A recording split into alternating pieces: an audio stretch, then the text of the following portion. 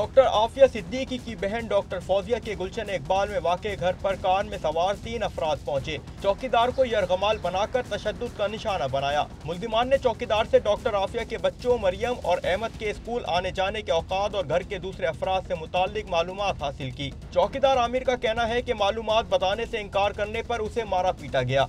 आप इधर ही रहते हो, पता नहीं कि वो कहाँ रहते, स्कूल कहाँ पढ़ते हो, क्या काम करते। फिर मैंने बोला पता है तो मैं आप लोगों को बताऊंगा नहीं, क्योंकि ये मेरे बहन भाई है ना।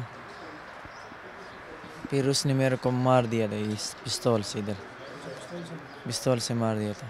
फिर पता नहीं हम पे क्या हुआ, फिर नशा दिया था, उसमें नाक में नशा दिया था, बेहोशी का। डॉक्टर फौजिया कहती हैं उन्हें पहले भी कई बार धमकियां दी जा चुकी हैं और हमले करने की कोशिशें की गई हैं। अब आफिया के बच्चे भी मेरे पास है, उनको भी बाय नेम स्कूल के नेम के साथ थ्रेटन किया कि हमें पता है कि वो वहाँ जा रहे हैं। ये थ्रेट्स किए हैं कि तुम एक बहन को रोती हो, एक बच्ची को रोती हो, सारे बच्चों की खैर मनाओ। डॉक्टर आफिया की वालदा कहती हैं 1 साल से ज़ायद का वक्त गुजर गया, उनकी बेटी से राब्ता नहीं कराया जा रहा। नामालूम अफराद धमकियां दे रहे हैं। कुछ अरसा कबल तक घर के बाहर सिक्योरिटी होती थी, अब पुलिस एहलकार अपनी मर्जी से चक्कर लगाने आते हैं।